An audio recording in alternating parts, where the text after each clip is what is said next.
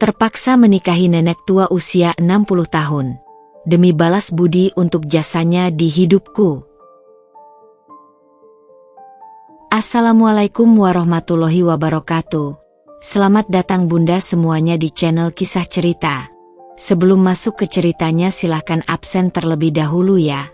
Bunda-bunda semuanya dari daerah mana saja yang sudah subscribe semoga rezekinya lancar ya. Mentari sore memeluk lembut beranda rumah bergaya kolonial itu, memancarkan rona keemasan pada taman bunga yang tertata rapi. Edward duduk di kursi rotan kesukaannya, secangkir teh dingin terasa hambar di tangannya. Angin sepau-sepau menerbangkan beberapa helai rambut hitamnya yang tertata rapi, memperlihatkan guratan lelah di dahinya. Di usianya yang baru menginjak 28 tahun, Edward telah mencapai banyak hal. Karirnya sebagai arsitek sedang menanjak, proyek-proyek besar berdatangan, dan ia memiliki seorang kekasih, Laras, yang mampu membuat dunianya terasa lebih berwarna. Namun, ada satu sosok yang selalu hadir dalam setiap pencapaiannya, membayangi kebahagiaannya saat ini, Nenek Ratna. Nenek Ratna. Wanita berusia 60 tahun itu bukan nenek kandungnya. Namun bagi Edward, ia lebih dari itu. Sejak Edward kehilangan kedua orang tuanya dalam sebuah kecelakaan tragis saat ia masih belia, Nenek Ratna lah yang mengulurkan tangan, membuka pintu rumahnya yang megah namun terasa hangat, dan membesarkannya dengan penuh kasih sayang. Nenek Ratna, seorang janda kaya raya pemilik jaringan bisnis properti yang sukses, tidak pernah membedakan Edward dari cucu-cucu kandungnya. Ia memberikan Edward pendidikan terbaik, mendukung minatnya pada arsitektur, dan selalu menjadi tempatnya untuk pulang. Edward menghela napas panjang, pandangannya menerawang ke taman. Bunga-bunga mawar yang dulu sering ia petik untuk Nenek Ratna kini bermekaran dengan indahnya, seolah mengejek kebingungan yang tengah melanda hatinya. Beberapa hari yang lalu, pengacara keluarga Nenek Ratna, Bapak Wijaya, datang dengan berita yang mengguncang dunianya. Wasiat terakhir mendiang suami Nenek Ratna ternyata menyimpan sebuah klausul yang aneh dan mengikat. Demi menyelamatkan perusahaan keluarga dari ancaman kebangkrutan akibat hutang yang menumpuk, Nenek Ratna harus menikah dengan seorang pria yang memiliki garis keturunan tertentu dan Edward, secara mengejutkan, memenuhi syarat tersebut. Awalnya, Edward mengira ini adalah sebuah lelucon yang tidak lucu. Bagaimana mungkin ia menikahi wanita yang telah ia anggap sebagai ibunya sendiri? Rasa tidak masuk akal bercampur dengan kepanikan. Ia mencintai Laras, mereka memiliki impian untuk membangun masa depan bersama. Pernikahan dengan Nenek Ratna bukan hanya akan menghancurkan hubungannya dengan Laras, tetapi juga akan merusak tatanan kehidupannya yang selama ini ia bangun dengan susah payah. Namun, semakin Edward merenungkan situasinya, semakin besar pula rasa bersalah yang menghimpitnya. Ia ingat betul bagaimana Nenek Ratna selalu ada untuknya di setiap langkah kehidupannya. Saat ia sakit, Nenek Ratna dengan sabar merawatnya. Saat ia gagal dalam ujian, Nenek Ratna memberinya semangat. Bahkan ketika ia memutuskan untuk mengejar mimpinya menjadi seorang arsitek, Nenek Ratna adalah orang pertama yang mendukungnya secara finansial dan moral. Utang budi ini terasa terlalu besar untuk diabaikan. Beberapa kali Edward mencoba berbicara dengan Nenek Ratna tentang hal ini, namun wanita itu selalu menghindar, tatapannya sendu dan penuh beban. Edward bisa merasakan bahwa Nenek Ratna juga tidak menginginkan pernikahan ini, namun ia terdesak oleh keadaan. Bisnis keluarga yang telah dibangun dengan susah payah oleh mendiang suaminya terancam hancur, dan satu-satunya jalan keluar yang tersisa adalah pernikahan yang tidak masuk akal ini. Malam semakin larut, dan lampu-lampu di taman mulai menyala, menciptakan suasana yang melankolis. Edward bangkit dari kursinya, berjalan menuju jendela kamar Nenek Ratna. Cahaya redup dari dalam kamar menerangi siluet wanita tua itu yang sedang duduk di tepi tempat tidur, tampak begitu rapuh dan kesepian. Hati Edward mencelos. Ia tahu, ia tidak bisa berpura-pura tidak tahu. Ia harus melakukan sesuatu. Demi Nenek Ratna, wanita yang telah memberinya segalanya. Namun, bagaimana ia bisa mengorbankan kebahagiaannya sendiri dan menghancurkan hati wanita yang dicintainya? Dilema ini mencengkeram hatinya dengan begitu kuat, membuatnya merasa seperti berjalan di atas tali yang sangat tipis di atas jurang yang dalam. Keputusan apapun yang ia ambil, pasti akan ada hati yang terluka. Dan Edward, untuk pertama kalinya dalam hidupnya, merasa benar-benar tidak berdaya. Pagi yang dingin menyelimuti kediaman megah Nenek Ratna, seolah hawa suram dari dalam rumah ikut merambat keluar. Tirai-tirai tebal di ruang kerja masih tertutup rapat, menyisakan rembulan pucat yang enggan beranjak. Edward duduk di hadapan Bapak Wijaya, pengacara keluarga yang selalu tampak tenang di tengah badai sekalipun. Namun, kali ini, ada guratan keprihatinan yang jelas di wajah pria parubaya itu. Di atas meja antik yang menjadi saksi bisu berbagai keputusan penting keluarga, terhampar salinan wasiat mendiang kakek Ratna. Kertas-kertas itu tampak begitu tak bernyawa, namun isinya terasa seperti bom waktu yang siap meledak kapan saja. Edward, Bapak Wijaya memulai dengan suara rendah, mencoba menjaga nada profesionalnya meskipun situasinya terasa sangat personal. Saya mengerti betapa sulitnya kamu menerima ini. Percayalah, Nyonya Ratna pun demikian. Namun, kita tidak bisa mengabaikan kekuatan hukum dari wasiat ini. Klausul mengenai pernikahan pewaris dengan pria dari garis keturunan Suryo Atmojo adalah mutlak. Edward menatap dokumen itu. Garis-garis hitam di atas kertas putih itu terasa seperti jerat yang mengikat kebebasannya. Ia sudah membaca pasal demi pasal, mencoba mencari celah, sebuah interpretasi lain yang mungkin bisa menyelamatkan situasi ini. Namun, semuanya jelas dan tanpa ambiguitas. Mendiang kakek Ratna, seorang pengusaha visioner namun eksentrik, ternyata memiliki keyakinan kuat tentang pentingnya menjaga garis keturunan dalam keluarga, terutama dalam kaitannya dengan keberlangsungan bisnis mereka. Hubungan darah Edward dengan keluarga Suryo Atmojo, yang terungkap melalui penelitian silsilah yang mendalam setelah wasiat dibuka, menjadi kunci yang pahit ini. Tapi, Pak Wijaya, Edward mencoba mengajukan keberatan untuk kesekian kalinya. Suaranya tercekat oleh emosi. Mengapa pernikahan? Mengapa bukan syarat lain yang lebih masuk akal? Apakah tidak ada cara lain untuk menyelamatkan perusahaan? Bapak Wijaya menghela napas, melepaskan kacamatanya dan mengusap pelipisnya. Kami telah menjelajahi semua kemungkinan, Edward. Pinjaman bank dengan jumlah sebesar ini hampir mustahil didapatkan dalam waktu sesingkat ini. Menjual aset dalam skala besar juga akan berdampak buruk pada operasional perusahaan dan berpotensi menimbulkan gelombang PHK yang besar. Restrukturisasi hutang memerlukan waktu yang lebih lama dan belum tentu memberikan solusi yang pasti. Sayangnya, wasiat ini adalah satu-satunya jalan yang secara hukum dapat mengamankan aset perusahaan. Di tengah pembicaraan yang tegang itu, getaran dari saku celana Edward memecah keheningan. Nama Laras berkedip di layar ponselnya. Sebuah harapan kecil sempat menyala di hatinya, namun segera padam digantikan oleh rasa bersalah yang mendalam. Ia mengangkat telepon dengan suara tertahan. "Halo, sayang," sapa Laras dengan nada ceria yang menusuk hatinya. Ia pasti sedang membayangkan kencan malam mereka, atau mungkin sedang merencanakan liburan akhir pekan yang selalu mereka impikan. "Laras, bisakah kita bertemu?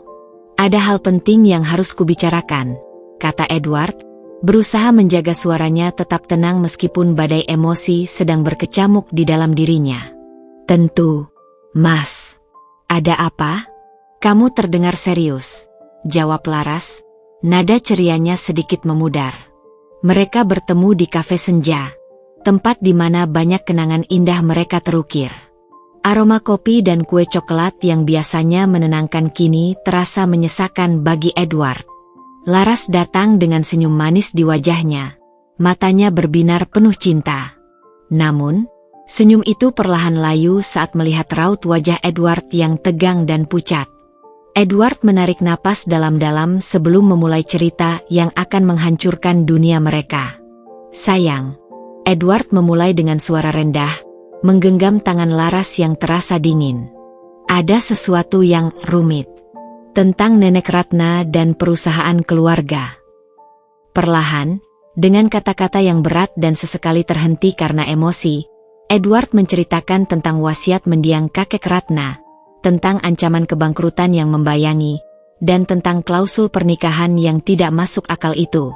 Ia menjelaskan bagaimana dirinya, karena garis keturunan yang jauh, menjadi satu-satunya harapan untuk menyelamatkan segalanya. Awalnya, Laras hanya diam, matanya membulat karena tidak percaya. Ia menggeleng-gelengkan kepalanya pelan, seolah berharap ini hanyalah mimpi buruk yang akan segera berakhir. Namun, saat Edward menunjukkan salinan wasiat yang Bapak Wijaya berikan, kenyataan pahit itu mulai meresap ke dalam benaknya. Air mata mulai menggenang di pelupuk matanya, membasahi pipinya yang putih. Jadi kamu akan menikahinya, Mas?" bisik Laras, suaranya bergetar hebat. Kata-kata itu terasa seperti pecahan kaca yang menusuk jantung Edward. Edward menunduk, tidak sanggup menatap mata kekasihnya yang penuh dengan luka. Ia merasakan genggaman tangannya semakin erat, seolah Laras sedang mencari pegangan di tengah badai. Aku tidak tahu harus bagaimana, Laras. Aku berutang segalanya pada Nenek Ratna. Beliau sudah membesarkanku sejak kecil, memberikan aku rumah, pendidikan, kasih sayang yang tidak pernah kurasakan lagi setelah orang tuaku pergi. Aku tidak tega melihatnya kehilangan semua yang telah dibangunnya. Laras menarik tangannya dari genggaman Edward, gerakannya tiba-tiba kasar. "Jadi, utang budi itu lebih penting daripada aku? Daripada cinta kita? Daripada masa depan yang sudah kita rencanakan bersama?" Air mata Laras kini mengalir deras, membasahi wajahnya. Ia berdiri, menatap Edward dengan tatapan yang belum pernah ia lihat sebelumnya. Campuran antara kekecewaan yang mendalam dan kepedihan yang tak tertahankan. "Kita sudah berjanji, Mas. Kita akan membangun rumah impian kita, menikah di musim semi dengan bunga-bunga bermekaran, memiliki anak-anak yang akan mewarisi senyummu dan mataku. Apakah semua itu tidak berarti apa-apa bagimu?" Edward berdiri, mencoba meraih tangan Laras, namun wanita itu mundur selangkah. "Tentu saja itu berarti segalanya bagiku, sayang. Kamu adalah duniaku. Tapi aku merasa terperangkap. Aku tidak tahu bagaimana cara keluar dari situasi ini tanpa menyakiti Nenek Ratna." "Menyakiti Nenek Ratna?" Laras tertawa sinis di tengah isaknya. "Lalu bagaimana denganku? Apakah kamu pikir hatiku tidak akan hancur melihatmu menikah dengan wanita lain? Dengan wanita yang usianya jauh di atasmu? Apakah kamu pikir aku akan baik-baik saja melihat kamu berbagi hidup dengan orang lain?" Sebelum Edward sempat menjawab, ponselnya kembali berdering. Kali ini, nama Nenek Ratna yang tertera di layar. Panggilan itu terasa seperti sebuah ultimatum yang tidak bisa dihindari.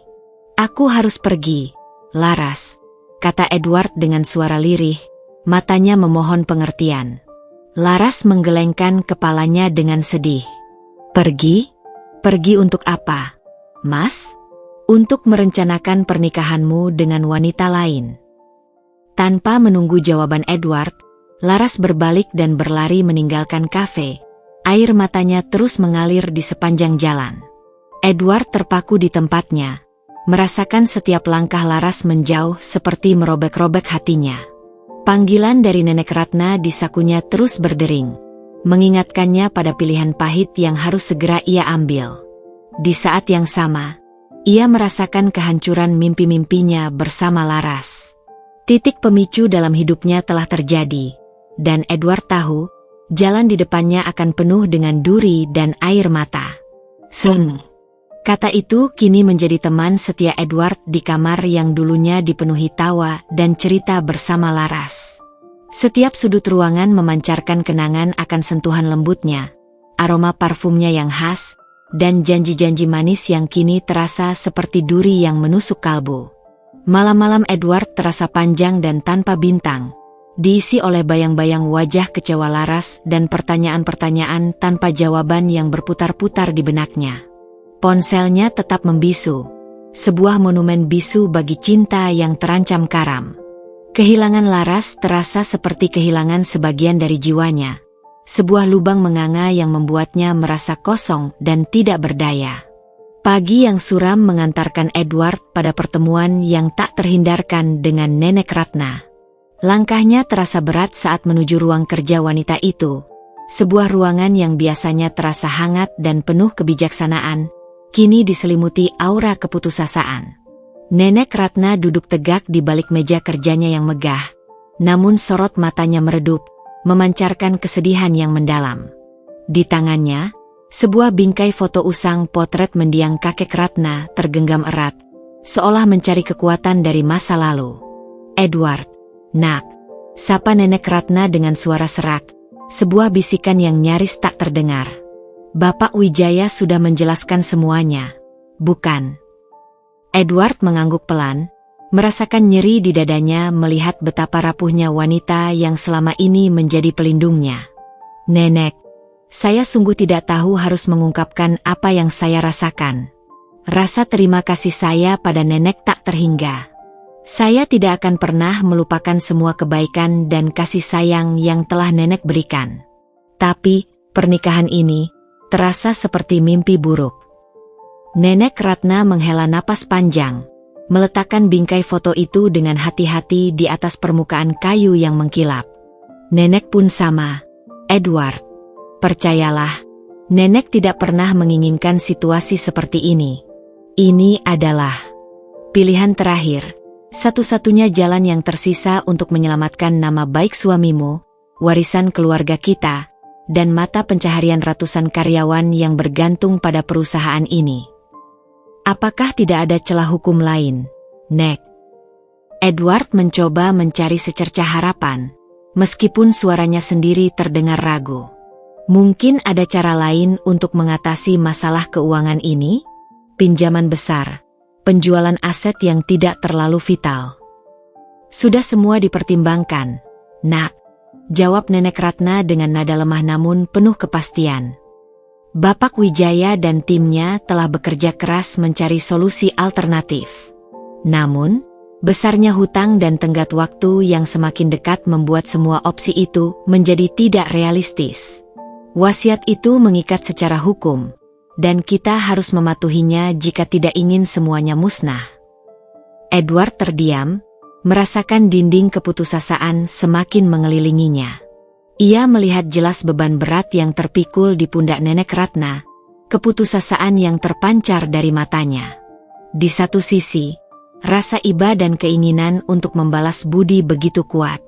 Namun di sisi lain, bayangan Laras dan janji cinta mereka terasa seperti rantai yang mengikat hatinya, mencegahnya untuk menerima takdir yang mengerikan ini. Hari-hari berikutnya berlalu dalam kabut kesedihan dan ketidakpastian. Edward terus mencoba menghubungi Laras, meninggalkan pesan suara yang penuh permohonan maaf dan kerinduan, mengirimkan email yang berisi janji untuk menjelaskan semuanya. Namun, tidak ada satupun balasan. Laras seolah menarik diri dari kehidupannya, menciptakan jurang pemisah yang semakin dalam di antara mereka. Edward merasa bersalah, marah pada keadaan, dan merindukan Laras lebih dari yang pernah ia bayangkan. Sementara itu, kabar tentang wasiat dan rencana pernikahan aneh itu mulai menyebar di kalangan keluarga besar Nenek Ratna. Reaksi yang muncul beragam. Beberapa cucu dan kerabat dekat merasa jijik dan malu dengan ide tersebut, menganggapnya sebagai tindakan putus asa yang akan mencoreng nama baik keluarga. Rio, salah satu cucu tertua Nenek Ratna yang dikenal dengan sifatnya yang konservatif dan keras kepala, menjadi yang paling vokal menentang rencana ini. Ia merasa Edward, seorang anak yatim piatu yang diangkat menjadi bagian keluarga, tidak memiliki hak untuk terlibat dalam urusan warisan dan mengambil keputusan yang begitu krusial. Pertengkaran sengit antara Rio dan Nenek Ratna sering terjadi, menambah tekanan emosional bagi wanita tua itu dan menciptakan suasana tegang di seluruh rumah. Namun, ada pula sebagian keluarga yang melihat pernikahan ini sebagai satu-satunya cara untuk menyelamatkan aset keluarga dan menghindari kebangkrutan yang akan memalukan.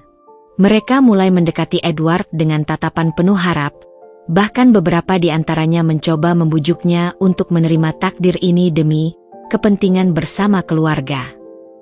Bisikan-bisikan tentang tanggung jawab dan pengorbanan semakin sering terdengar di sekitarnya, menambah beban moral yang sudah ia pikul. Suatu malam, Edward tidak bisa lagi menahan kegelisahannya. Ia berjalan tanpa arah di dalam rumah yang terasa semakin asing dan dingin. Langkahnya tanpa sadar membawanya ke taman belakang, tempat di mana kenangan masa kecilnya bermain dan tertawa masih terasa begitu nyata. Di bawah cahaya rembulan yang pucat, ia melihat sosok Nenek Ratna duduk seorang diri di bangku taman kesukaannya. Tubuhnya membungkuk seperti menanggung beban dunia. "Nek," sapa Edward pelan, mendekat dengan hati-hati. Nenek Ratna tersentak kaget, lalu menoleh dengan tatapan kosong yang menyayat hati Edward. "Edward, kamu belum tidur, Nak?" Edward duduk di sampingnya, merasakan hawa dingin malam merasuk ke tulang-tulangnya. Keheningan yang canggung menyelimuti mereka. Hanya suara serangga malam yang memecah kesunyian. "Nek, saya harus bertanya." Edward memulai dengan suara rendah, memberanikan diri untuk mengungkapkan keraguan yang selama ini menghantuinya. "Apakah ini benar-benar yang Nenek inginkan? Pernikahan ini dengan saya?" Nenek Ratna menghela napas dalam-dalam, pandangannya menerawang ke langit malam yang bertaburan bintang namun terasa begitu jauh. "Tidak, Edward, tentu saja tidak. Nenek tidak pernah membayangkan hal ini akan terjadi. Kamu sudah seperti cucu Nenek sendiri, bahkan lebih dari itu. Tapi, Nenek tidak tahu lagi harus berbuat apa. Ini adalah satu-satunya cara yang tersisa." Air mata tiba-tiba mengalir di pipi Nenek Ratna, membasahi kerutan di wajahnya. Edward merasakan nyeri yang tajam di dadanya melihat wanita kuat itu menangis tanpa suara. "Maafkan Nenek, Nak," isak Nenek Ratna, suaranya bergetar. "Maafkan Nenek telah membebanimu dengan masalah sebesar ini. Maafkan Nenek jika ini menghancurkan kebahagiaanmu." Edward meraih tangan Nenek Ratna yang terasa dingin dan rapuh, menggenggamnya dengan penuh kasih sayang. "Nenek tidak menghancurkan apapun. Nenek selalu menjadi malaikat pelindung bagi saya. Saya tidak tahu apakah saya sanggup melakukan ini. Menikahi Nenek." "Nenek mengerti, Nak," kata Nenek Ratna, mencoba memberikan senyum lemah meskipun air matanya masih terus mengalir. "Kamu berhak bahagia, Edward. Kamu berhak mencintai dan dicintai oleh seseorang yang seusia denganmu. Seseorang yang bisa memberikanmu masa depan yang kamu impikan. Nenek tidak ingin kamu mengorbankan semuanya demi Nenek yang sudah tua ini." "Lalu, apa yang harus kita lakukan, Nek?" tanya Edward dengan nada putus asa, mencari jawaban di mata wanita tua itu. Nenek Ratna terdiam sejenak, pandangannya kembali tertuju pada langit malam yang kelam. "Nenek juga tidak tahu, Nak. Nenek hanya bisa berharap. Semoga keajaiban itu benar-benar ada." Malam itu, di bawah langit yang terasa tanpa harapan, Edward dan Nenek Ratna berbagi beban kesedihan dan kebingungan yang sama. Janji pernikahan yang menggantung di udara terasa semakin menyesakan, mengancam untuk merenggut kebahagiaan semua orang yang terlibat. Edward tahu, ia harus segera bertindak, mencari jalan keluar dari labirin takdir yang rumit ini, sebelum semuanya terlambat dan penyesalan menjadi satu-satunya yang tersisa. Namun, di tengah keputusasaan yang mencengkeram, secercah harapan pun terasa begitu jauh dan mustahil. Setiap detik yang berlalu terasa semakin berat bagi Edward. Beban pilihan yang harus ia ambil menghimpit dadanya, membuatnya sulit bernapas. Kehilangan laras meninggalkan luka menganga di hatinya. Sebuah kehampaan yang tak terisi oleh kesibukan mencari jalan keluar. Namun, di sisi lain, Ia melihat kerapuhan Nenek Ratna, wanita yang telah memberinya rumah dan masa depan, kini terancam kehilangan segalanya. Janji yang terucap di bawah rembulan malam itu, tentang harapan akan keajaiban, terus terngiang di benaknya, memicu secercah tekad untuk tidak menyerah begitu saja. Edward menjelajahi labirin hukum waris dengan tekun. Menghabiskan malam-malam tanpa tidur di antara tumpukan buku dan dokumen. Ia menghubungi teman-teman kuliahnya yang kini berpraktik sebagai pengacara, menceritakan garis besar situasinya tanpa membuka aib keluarga atau detail wasiat yang terlalu pribadi. Namun, jawaban yang ia terima selalu bernada pesimis. Wasiat, terutama yang dibuat dengan jelas dan disaksikan secara hukum, memiliki kekuatan yang nyaris tak tergoyahkan. Klausul aneh itu, meskipun tidak lazim, tampaknya sah dan mengikat. Rasa frustrasi Edward semakin memuncak. Ia merasa seperti terperangkap dalam jaring-jaring takdir yang rumit, di mana setiap upaya untuk melepaskan diri justru semakin mengencangkan ikatannya. Di tengah malam yang sunyi, ia seringkali mengeluarkan foto Laras dari dompetnya. Senyum cerahnya, tatapan penuh cintanya, semua itu terasa seperti mimpi yang semakin menjauh. Kerinduan yang menusuk hati membuatnya bertanya-tanya, apakah pengorbanan cintanya benar-benar akan membawa kebaikan bagi siapapun, atau justru hanya akan meninggalkan luka dan penyesalan? Tidak menyerah, Edward mengalihkan fokusnya pada kondisi keuangan perusahaan Nenek Ratna.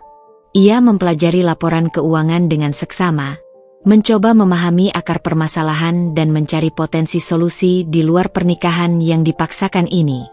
Diam-diam, ia menghubungi beberapa konsultan keuangan independen, meminta pandangan ahli mengenai kemungkinan restrukturisasi hutang, mencari investor strategis, atau bahkan menjual sebagian aset yang tidak terlalu krusial. Namun, kenyataan pahit kembali menghantamnya. Jumlah hutang perusahaan ternyata jauh lebih besar dari yang ia bayangkan, dan tenggat waktu 1 bulan yang ditetapkan dalam wasiat semakin mendekat. Para investor yang ia ajak bicara menunjukkan keraguan besar untuk terlibat dalam perusahaan yang sedang terhuyung-huyung dan terancam oleh klausul pernikahan yang tidak masuk akal. Reputasi perusahaan di mata para investor menjadi taruhan besar. Seiring dengan upaya Edward mencari solusi, dinamika di dalam keluarga besar Nenek Ratna semakin memanas. Rio, dengan keyakinan teguhnya bahwa pernikahan ini adalah sebuah kesalahan besar, tidak hanya terus berdebat dengan Nenek Ratna, tetapi juga mulai menyebarkan desas-desus yang merugikan Edward. Ia menuduh Edward sebagai seorang oportunis yang hanya mengincar kekayaan keluarga Suryo Atmojo melalui pernikahan dengan Nenek Ratna. Bisikan-bisikan sinis dan tatapan curiga mulai terasa di setiap sudut rumah, menambah beban emosional bagi Nenek Ratna yang sudah tertekan. Sebaliknya, beberapa anggota keluarga yang pragmatis dan lebih fokus pada penyelamatan aset keluarga mulai menunjukkan dukungan terhadap pernikahan ini. Mereka mencoba mendekati Edward dengan senyum dibuat-buat dan kata-kata manis tentang tanggung jawab dan pengorbanan demi keutuhan keluarga.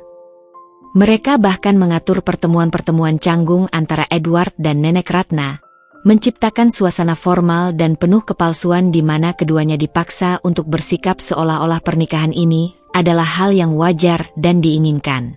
Edward merasa muak dengan sandiwara ini, merasa dirinya dan Nenek Ratna hanyalah bidak dalam permainan yang lebih besar. Suatu sore yang mendung, telepon dari Bapak Wijaya memecah kebuntuan dan kecemasan Edward. Suara pengacara itu terdengar lebih tegang dari biasanya. Edward, bisakah kamu datang ke kantor saya sekarang juga? Ada perkembangan terbaru yang perlu kamu ketahui.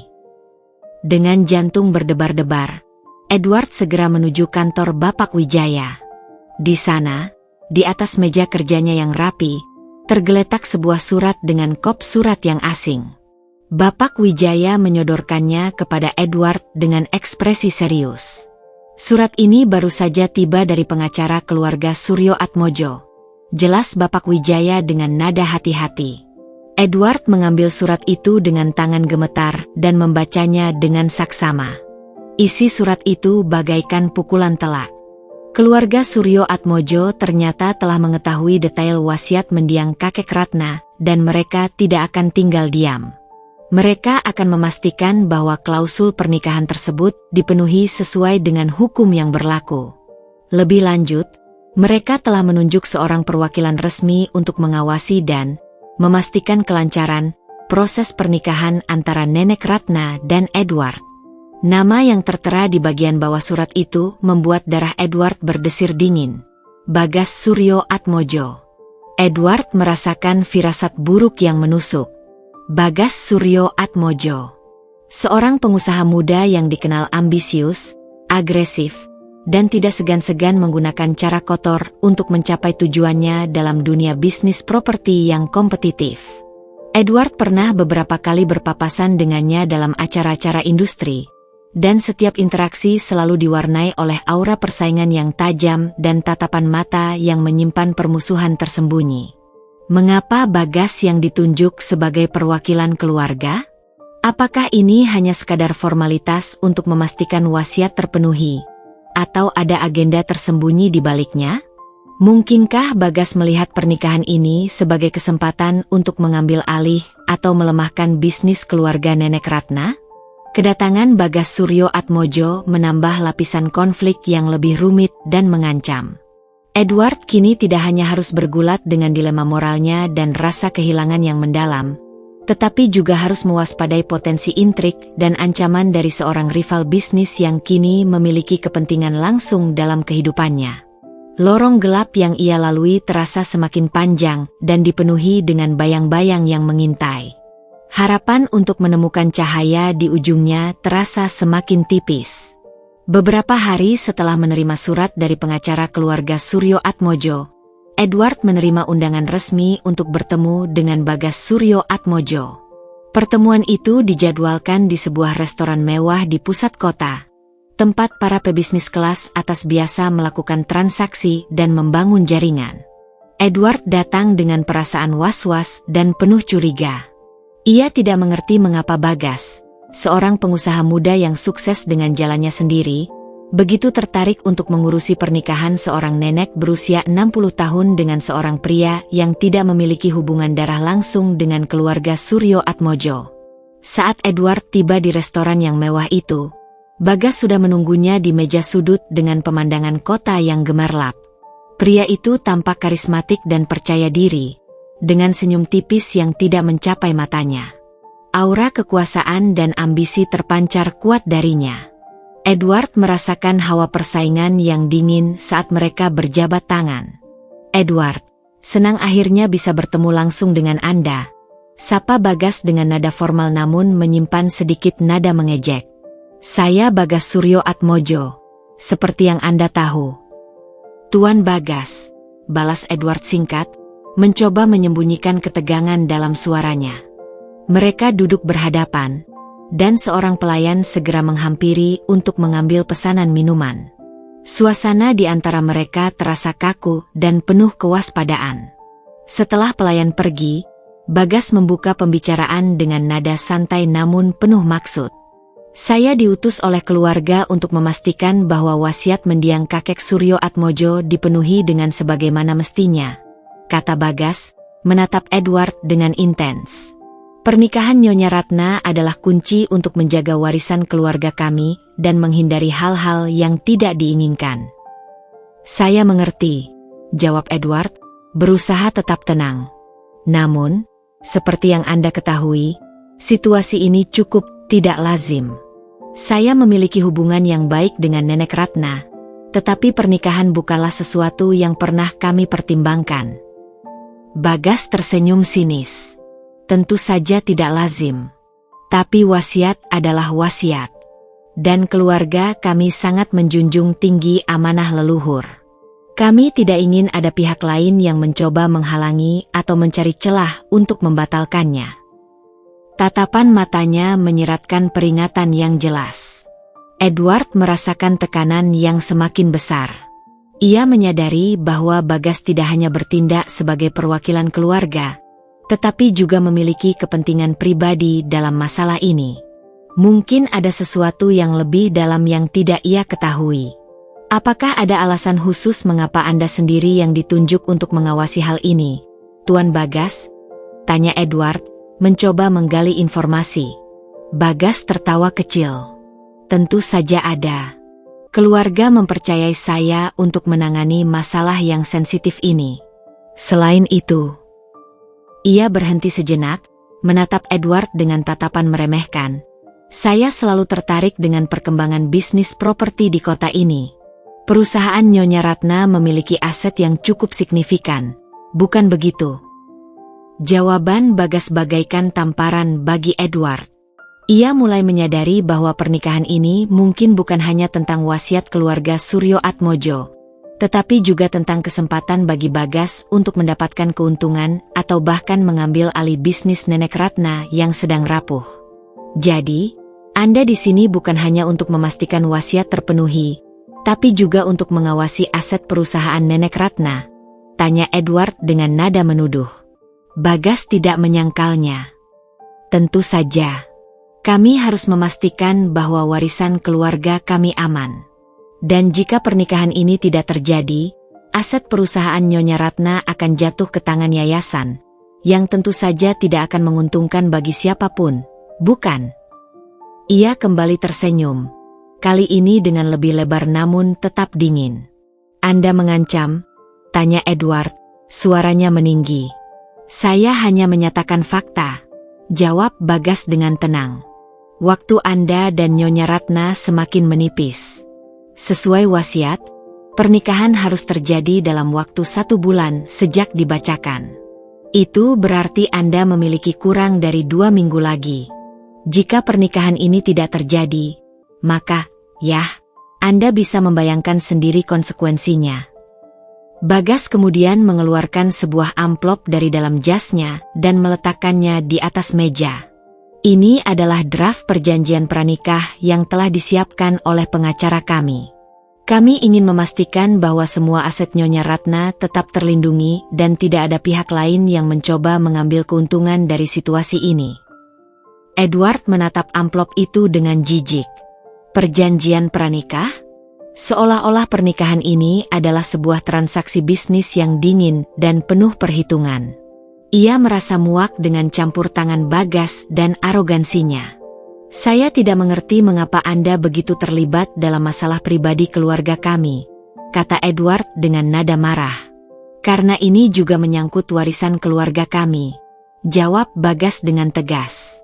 Dan kami tidak akan membiarkan reputasi keluarga Suryo Atmojo tercoreng oleh kegagalan memenuhi wasiat leluhur kami.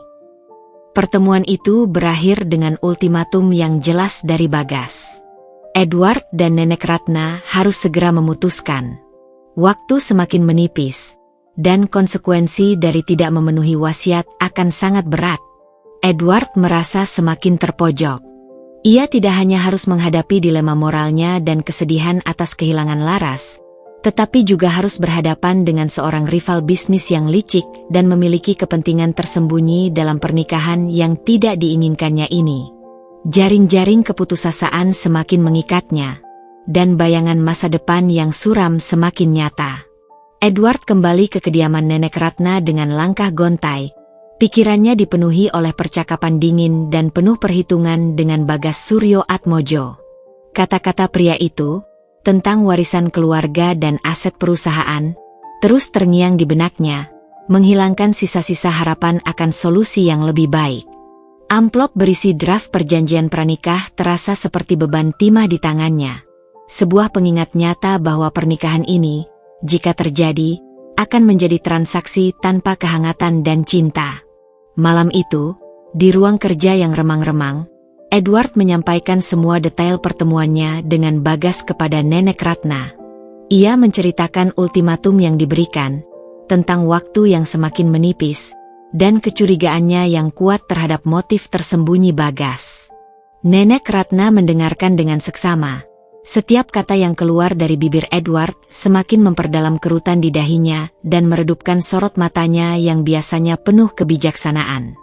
Jadi, mereka benar-benar tidak main-main, bisik Nenek Ratna, suaranya nyaris tak terdengar, seolah beban usia dan masalah telah merenggut kekuatannya. Dan pria itu, Bagas, dia melihat ini sebagai kesempatan, bukan? Itulah yang saya khawatirkan, Nek, jawab Edward dengan nada getir, menatap wajah wanita yang telah ia anggap sebagai ibunya sendiri. Saya rasa dia tidak peduli dengan wasiat atau keluarga Suryo Atmojo. Dia hanya mengincar aset perusahaan kita yang sedang rentan. Nenek Ratna menghela napas panjang dan berat. Air mata yang selama ini ia tahan akhirnya tumpah juga, mengalir di pipinya yang keriput. Nenek merasa bersalah, Edward. Sangat bersalah. Wasiat ini, Nenek tidak pernah menyangka akan membawa kita pada pilihan yang begitu mengerikan. Nenek hanya ingin menyelamatkan warisan suamimu, bukan menghancurkan kebahagiaanmu. Edward berlutut di samping kursi Nenek Ratna, menggenggam tangannya yang terasa dingin dan rapuh. Ini bukan salah Nenek. Nek, kita akan mencari jalan keluar. Saya tidak akan membiarkan pernikahan ini terjadi. Pasti ada cara lain untuk mengatasi semua ini. Namun, di balik kata-kata penyemangat itu, Edward merasakan jurang keputusasaan yang semakin dalam. Semua upaya hukum dan finansial yang telah ia lakukan selama beberapa minggu terakhir menemui jalan buntu. Setiap pintu yang ia ketuk tertutup rapat. Waktu terus berjalan tanpa ampun, dan ultimatum dari Bagas terasa seperti bom waktu yang siap meledak. Malam itu, kerinduan pada Laras kembali menghantam Edward dengan kekuatan yang menyakitkan. Ia meraih ponselnya, membuka galeri foto mereka, dan menatap wajah kekasihnya yang penuh senyum. Ia kembali mencoba menghubungi nomor Laras, berharap ada keajaiban, sebuah jawaban yang bisa memberinya sedikit harapan. Namun, yang ia dengar hanyalah nada sambung yang kosong, diikuti oleh suara operator yang dingin. Ia meninggalkan pesan suara lagi, kali ini lebih panjang dan penuh permohonan, mencurahkan semua rasa sakit, kebingungan, dan kerinduannya. Namun, hatinya tahu, setiap pesan yang ia tinggalkan mungkin hanya akan menambah jarak di antara mereka. Di tengah malam yang sunyi, Edward kembali mencari ketenangan di taman belakang rumah. Ia menemukan Nenek Ratna duduk di bangku kesayangan mereka. Siluetnya tampak begitu rapuh di bawah cahaya rembulan yang pucat. Edward duduk di sampingnya, merasakan kesedihan yang sama-sama mereka tanggung. Sebuah ikatan duka yang tak terucapkan. Nek, panggil Edward pelan, memecah keheningan. Nenek Ratna menoleh, dan Edward bisa melihat jelas jejak air mata di wajahnya. Edward, nak, Nenek merasa tidak berdaya. Nenek tidak tahu lagi apa yang harus kita lakukan. Kita tidak boleh menyerah, Nek, kata Edward, meskipun suaranya sendiri terdengar lemah dan tanpa keyakinan. Kita akan mencari cara. Kita akan melawan ini. Namun, kata-kata itu terasa hampa di tengah kegelapan malam dan beban kenyataan yang begitu berat. Edward melihat dengan jelas keputusasaan yang terpancar dari mata Nenek Ratna, dan ia sendiri pun merasa energinya terkuras habis. Hari-hari berikutnya di rumah besar itu terasa seperti menunggu badai datang. Suasana tegang dan penuh kecemasan menyelimuti setiap sudut ruangan. Rio semakin gencar menyebarkan penentangannya terhadap pernikahan ini, mencoba mempengaruhi anggota keluarga lain dan menciptakan perpecahan. Sementara itu, sosok-sosok asing yang diduga kuat sebagai mata-mata dari pihak keluarga Suryo Atmojo mulai terlihat di sekitar rumah dan lingkungan sekitar, menambah perasaan diawasi dan tidak nyaman. Ultimatum dari Bagas menggantung di udara seperti hukuman mati yang tertunda. Waktu terus berjalan tanpa ampun, dan Edward serta Nenek Ratna semakin terdesak untuk membuat keputusan yang akan mengubah hidup mereka selamanya. Menikah demi menyelamatkan warisan dan menghindari konsekuensi hukum, atau menolak dan menghadapi risiko kehilangan segalanya, termasuk nama baik keluarga dan masa depan perusahaan. Di tengah tekanan yang begitu besar, Edward merasa semakin terasing. Ia merindukan Laras, merindukan kehangatan cintanya dan dukungan tanpa syaratnya. Ia merindukan kehidupannya yang dulu terasa sederhana namun penuh harapan. Kini, Yang ia rasakan hanyalah kegelapan dan ketidakpastian. Malam-malamnya dipenuhi dengan pertanyaan-pertanyaan yang tak terjawab dan air mata keputusasaan yang mengalir tanpa henti. Jalan keluar terasa semakin samar, dan setiap pilihan yang terlintas di benaknya terasa pahit dan menyakitkan. Bayang-bayang pernikahan paksa semakin mendekat, mengancam untuk menelan kebahagiaan dan masa depannya. Malam itu, keheningan di ruang kerja Nenek Ratna terasa begitu pekat, hanya suara helaan napas berat Edward yang memecahnya. Berjam-jam mereka berdiskusi, mencoba mencari celah harapan di tengah labirin masalah yang semakin rumit. Setiap opsi yang mereka pertimbangkan berakhir pada jalan buntu yang sama. Wasiat mendiang kakek Ratna adalah tembok kokoh yang menghalangi setiap upaya mereka untuk mencari solusi lain.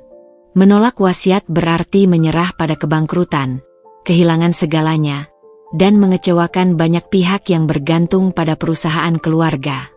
Mencari-cari celah hukum terasa seperti menggali sumur kering di tengah gurun pasir. Pada akhirnya, pilihan yang tersisa, meskipun terasa seperti racun yang harus ditelan, adalah memenuhi persyaratan wasiat, pernikahan antara Edward dan Nenek Ratna. Dengan suara tercekat, Edward akhirnya mengucapkan kata-kata yang terasa seperti vonis bagi kebahagiaannya sendiri. "Nek, setelah semua yang kita pertimbangkan, sepertinya kita benar-benar tidak punya pilihan lain. Demi menyelamatkan perusahaan, demi masa depan semua karyawan, demi nama baik keluarga, saya bersedia menikahi Nenek." Air mata Nenek Ratna kembali membanjiri pipinya yang keriput mendengar ucapan Edward. Isakannya tertahan, penuh dengan kesedihan dan rasa bersalah yang mendalam. "Ya Tuhan, Edward, nak, Nenek tidak pernah menginginkan pengorbanan sebesar ini darimu. Kamu masih muda, kamu memiliki masa depan yang cerah. Nenek tidak pantas." "Ini bukan pengorbanan, Nek," Edward mencoba meyakinkan, meskipun setiap kata yang ia ucapkan terasa seperti duri yang menusuk hatinya. "Ini adalah cara saya membalas budi.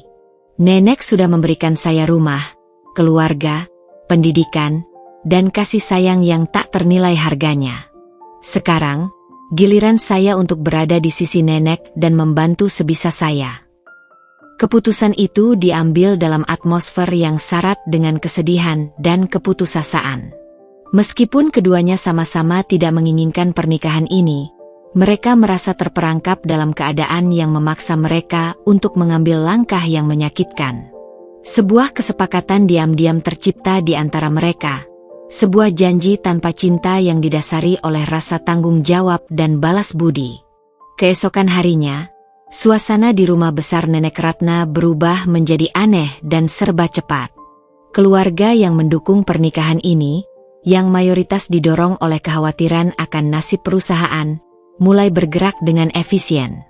Seorang perancang busana terkenal datang dengan asistennya, membawa sketsa-sketsa gaun pengantin yang mewah.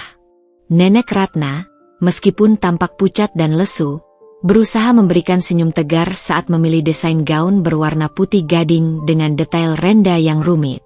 Warna yang seharusnya melambangkan kebahagiaan dan awal yang baru justru terasa kelabu dan penuh kepalsuan di mata Edward.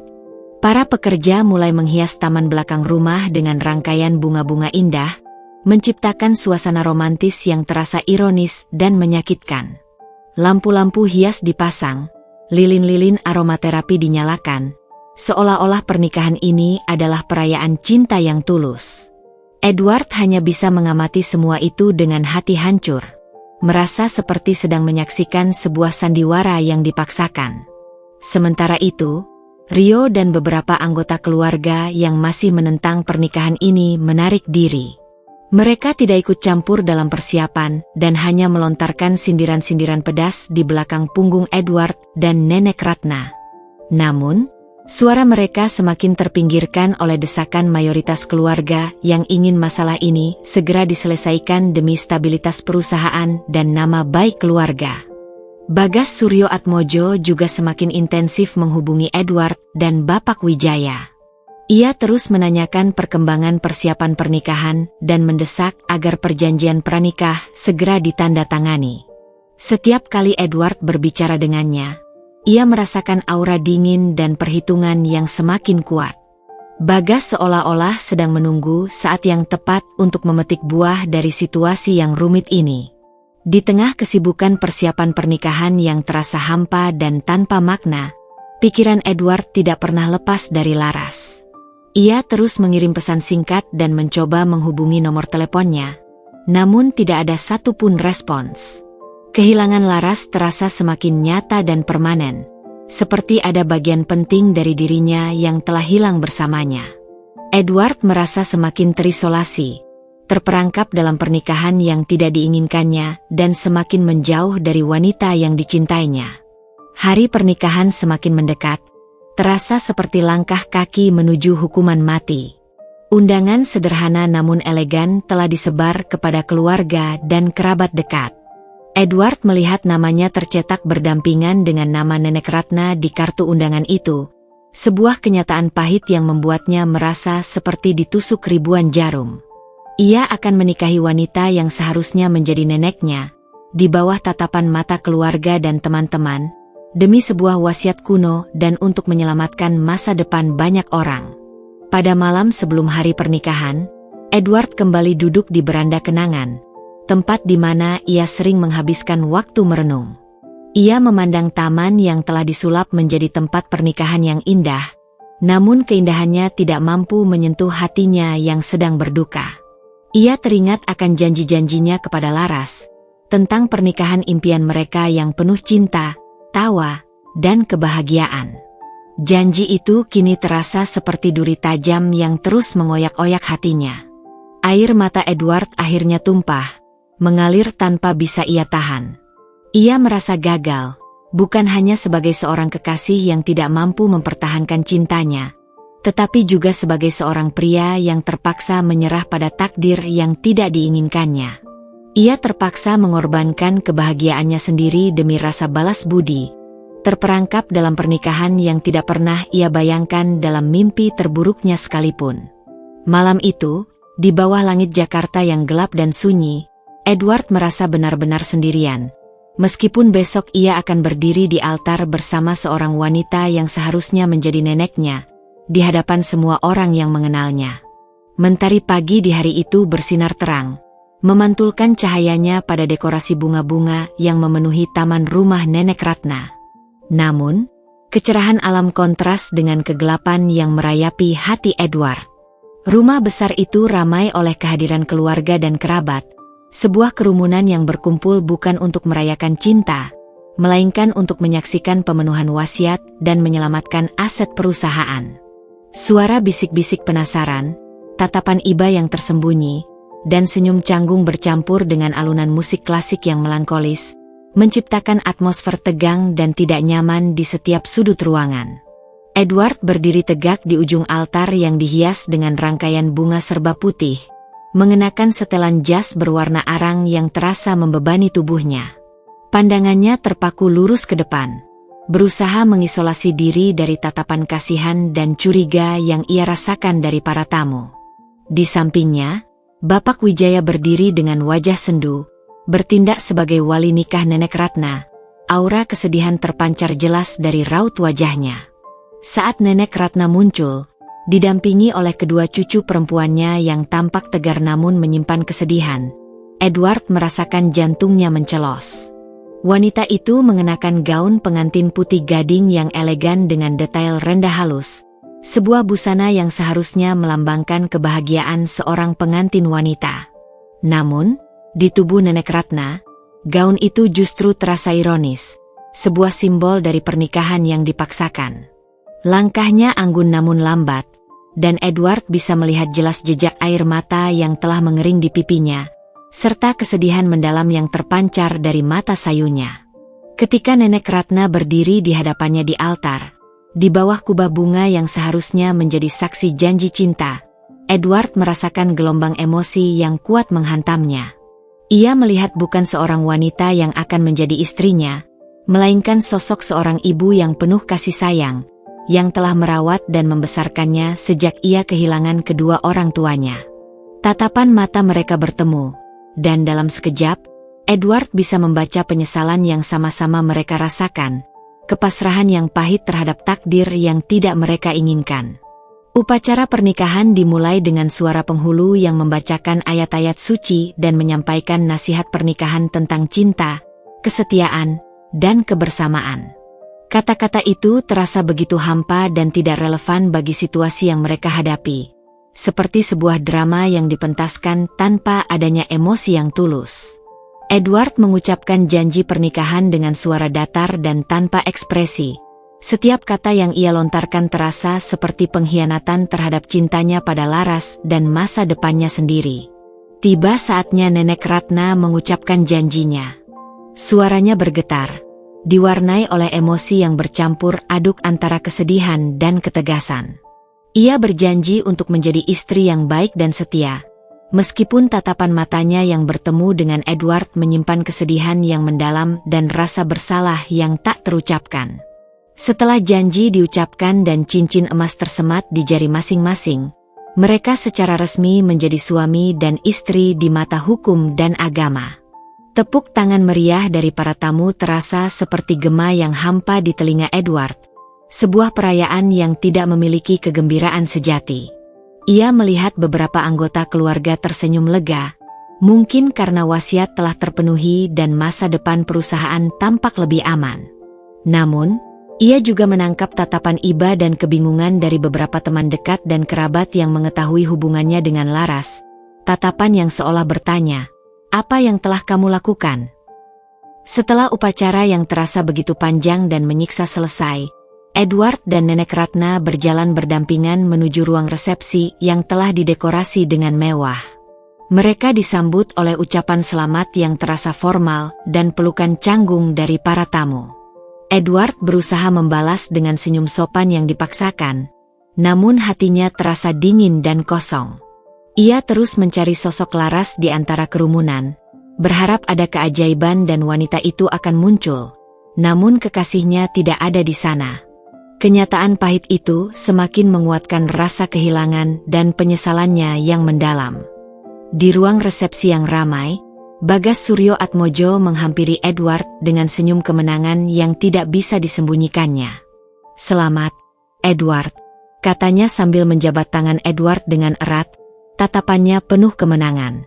"Saya senang semuanya berjalan sesuai rencana. Keluarga Suryo Atmojo sangat menghargai kerjasama Anda dan Nyonya Ratna." Edward hanya bisa membalas jabatan tangan itu dengan dingin dan tatapan kosong.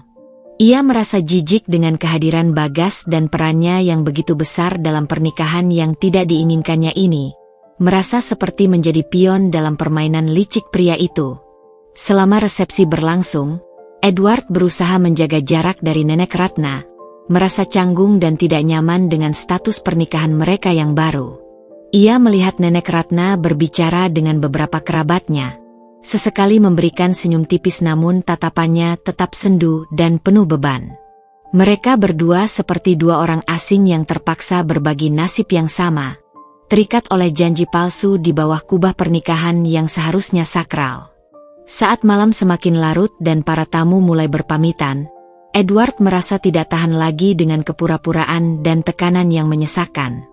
Ia menghampiri Nenek Ratna, menyampaikan bahwa ia merasa tidak enak badan dan ingin beristirahat. Nenek Ratna menatapnya dengan penuh pengertian, dan Edward bisa melihat kelelahan yang sama terpancar dari matanya. Edward berjalan keluar dari rumah besar itu, menghirup udara malam Jakarta yang dingin dan terasa sedikit melegakan. Ia merasa terbebas dari atmosfer kepalsuan dan tatapan mata yang menghakimi di dalam rumah, namun hatinya tetap terasa berat dan kosong. Ia tidak tahu kemana harus pergi, tidak tahu apa yang akan ia lakukan selanjutnya. Ia hanya ingin menjauh dari semua ini, dari pernikahan yang tidak diinginkannya, dari tatapan iba dan curiga orang-orang, dan dari rasa kehilangan Laras yang terus menghantuinya seperti bayangan kelam. Ia berjalan tanpa tujuan di tengah keramaian kota yang terasa sunyi dan asing baginya. Di tengah gemerlap lampu dan hiruk-pikuk jalanan, Edward merasa lebih sendirian dari sebelumnya, terperangkap dalam pernikahan yang seharusnya tidak pernah terjadi, sebuah ikatan tanpa cinta di bawah kubah janji palsu. Malam pertama setelah pernikahan terasa seperti mimpi buruk yang menjadi kenyataan bagi Edward. Ia tidak sanggup kembali ke kamar pengantin yang telah didekorasi dengan indah, sebuah ruangan yang seharusnya menjadi saksi bisu malam penuh cinta dan keintiman. Sebaliknya, ia memilih untuk menghabiskan malam di apartemennya sendiri, di tengah kesunyian yang justru terasa lebih menenangkan daripada kepalsuan di rumah besar Nenek Ratna. Bayangan wajah kecewa Laras terus menghantuinya. Setiap sudut apartemennya dipenuhi kenangan akan tawa dan cinta mereka yang kini terasa begitu jauh dan mustahil untuk diraih kembali. Keesokan paginya, dengan langkah berat dan perasaan canggung yang tak terhindarkan, Edward kembali ke rumah Nenek Ratna. Ia mendapati wanita itu sedang menikmati sarapan seorang diri di ruang makan yang luas dan mewah. Meja panjang itu terasa semakin lebar tanpa kehadiran seorang suami di ujungnya. Mereka saling menyapa dengan singkat, suara mereka terdengar formal dan tanpa kehangatan, dan tatapan mata mereka bertemu hanya sekejap, seolah menghindari kenyataan pahit yang kini mengikat mereka. Suasana di antara mereka terasa dingin dan penuh jarak, seperti dua penyewa kamar yang tidak saling mengenal dan hanya berbagi atap yang sama. Hari-hari berikutnya berlalu dalam rutinitas yang aneh dan serba sendiri. Edward kembali tenggelam dalam pekerjaannya di kantor arsitekturnya, mencoba menyibukkan diri dengan garis-garis rancangan dan perhitungan teknis untuk mengalihkan pikirannya dari kenyataan pahit yang harus ia hadapi setiap malam saat kembali ke rumah. Nenek Ratna menghabiskan sebagian besar waktunya di rumah, mengawasi jalannya bisnis perusahaan dari jarak jauh melalui telepon dan pertemuan singkat dengan para manajer kepercayaannya. Rumah yang dulu terasa hangat dan penuh kehidupan kini terasa sunyi dan sepi, hanya diisi oleh bayangan masa lalu dan ketidakpastian masa depan. Mereka sesekali bertemu saat waktu makan malam tiba, namun percakapan mereka terbatas pada topik-topik netral dan formal, seputar pekerjaan atau hal-hal umum lainnya. Tidak ada percakapan mendalam, tidak ada sentuhan kasih sayang, tidak ada kehangatan seorang suami dan istri. Hanya kesunyian yang tak terucapkan memisahkan mereka meskipun duduk berhadapan di meja makan yang sama. Edward merasa seperti sedang memainkan peran seorang suami dalam sebuah drama yang tidak pernah ia inginkan. Sementara hatinya terus merindukan Laras, terperangkap dalam labirin penyesalan dan kehilangan. Edward tidak pernah menyerah untuk menghubungi Laras. Setiap malam, sebelum tidur, ia selalu mengirimkan pesan singkat atau mencoba menelepon, meskipun ia tahu dalam hatinya bahwa harapan untuk mendapatkan jawaban semakin menipis. Hari demi hari berlalu tanpa respons, dan Edward mulai merasakan keputusasaan yang dingin merayapi hatinya. Ia mulai menerima kenyataan pahit bahwa ia mungkin telah kehilangan wanita yang dicintainya selamanya. Sebuah konsekuensi menyakitkan dari keputusan yang terpaksa ia ambil. Sementara itu, Bagas Suryo Atmojo tampak sangat puas dengan perkembangan situasi ini. Ia beberapa kali menghubungi Edward dan Nenek Ratna, dengan nada sok akrab menanyakan kabar dan kondisi perusahaan. Namun, di balik kata-katanya yang manis, Edward merasakan aura perhitungan dan keinginan untuk mengendalikan. Saran-saran yang diberikan Bagas terasa lebih seperti upaya untuk mempengaruhi kebijakan perusahaan demi keuntungan pribadinya. Kecurigaan Edward terhadap motif pria itu semakin besar. Namun ia merasa terikat dan tidak berdaya untuk melawan. Keluarga besar Nenek Ratna perlahan mulai menerima kenyataan pernikahan yang tidak lazim ini. Rio, meskipun masih menyimpan ketidaksetujuannya, tidak lagi sevokal dulu. Anggota keluarga lainnya, yang mayoritas khawatir akan nasib perusahaan, tampak berusaha untuk menyesuaikan diri dan menerima pernikahan ini sebagai satu-satunya jalan keluar untuk menyelamatkan aset keluarga. Edward dan Nenek Ratna terjebak dalam rutinitas yang aneh dan tidak wajar. Mereka tidur di kamar yang terpisah, menjalani aktivitas masing-masing tanpa banyak interaksi, dan hanya bertemu seperlunya. Pernikahan mereka terasa seperti sebuah perjanjian tertulis, sebuah kontrak tanpa ikatan emosional, yang semata-mata bertujuan untuk memenuhi wasiat dan menyelamatkan bisnis keluarga. Suatu sore yang tenang, Edward menemukan Nenek Ratna sedang duduk seorang diri di beranda kenangan, menatap taman yang mulai merona senja dengan tatapan kosong dan penuh melankolis. Kosong dan penuh melankolis. Ia mendekat perlahan, merasakan kesedihan yang sama menyelimuti mereka berdua, dan duduk di kursi rotan di sampingnya. Untuk pertama kalinya sejak pernikahan mereka duduk bersama dalam keheningan yang tidak terasa canggung atau dipaksakan. "Nek," panggil Edward pelan, memecah kesunyian sore itu. Nenek Ratna menoleh, dan Edward bisa melihat jejak air mata yang baru saja mengering di pipinya. Tatapannya sendu dan penuh beban. "Edward, nak, bagaimana kabarmu hari ini?" "Baik, Nek," jawab Edward singkat, meskipun jauh di lubuk hatinya ia merasa hampa dan kehilangan. "Nenek sendiri? Apakah Nenek baik-baik saja?" "Nenek, ya, begini saja, Nak," jawab Nenek Ratna dengan nada lemah, mencoba menyunggingkan senyum tipis yang tidak mencapai matanya. Keheningan kembali menyelimuti mereka, hanya suara angin sepau-sepau yang menggoyangkan dedaunan di taman yang terdengar. Edward merasakan ada sesuatu yang ingin diungkapkan oleh Nenek Ratna, sebuah beban yang ingin ia lepaskan. Namun wanita itu tampak ragu untuk memulai. "Edward," Nenek Ratna akhirnya membuka suara, nadanya bergetar halus. Nenek ingin meminta maaf padamu, Nak." "Minta maaf untuk apa, Nek?" tanya Edward dengan nada heran dan lembut. "Untuk semua ini," jawab Nenek Ratna, pandangannya kembali tertuju pada taman yang mulai gelap, air mata kembali menggenang di pelupuk matanya. "Nenek tahu ini tidak adil bagimu, Edward. Kamu masih muda, kamu berhak mendapatkan kebahagiaan, menikah dengan wanita yang kamu cintai, membangun keluarga impianmu. Bukan dengan nenek yang sudah tua dan penuh beban ini." Edward meraih tangan Nenek Ratna yang terasa dingin dan rapuh, menggenggamnya dengan lembut dan penuh empati. "Ini bukan salah Nenek. Kita berdua melakukan apa yang kita rasa harus kita lakukan dalam situasi yang sulit ini." "Tapi, bagaimana dengan Laras?" tanya Nenek Ratna dengan nada khawatir dan penuh penyesalan. "Apakah kamu sudah berhasil menghubunginya?" Edward menggelengkan kepalanya perlahan, rasa sakit dan kehilangan kembali mencengkeram hatinya. "Belum ada jawaban, Nek. Saya rasa saya sudah kehilangannya untuk selamanya." Air mata Nenek Ratna akhirnya tumpah, mengalir di pipinya yang keriput. Ia menggenggam tangan Edward dengan erat, mencoba menyalurkan kekuatan dan rasa simpati. Nenek turut sedih. "Nak, kamu berhak mendapatkan kebahagiaan sejati. Nenek berharap suatu hari nanti, kamu akan menemukan kebahagiaanmu kembali, dengan seseorang yang benar-benar mencintaimu." Percakapan singkat namun penuh emosi di beranda senja itu menjadi awal dari komunikasi yang lebih terbuka dan jujur antara Edward dan Nenek Ratna. Meskipun pernikahan mereka tidak didasari oleh cinta romantis, mereka mulai membangun rasa saling menghormati, pengertian, dan bahkan empati dalam situasi yang sulit dan tidak lazim ini.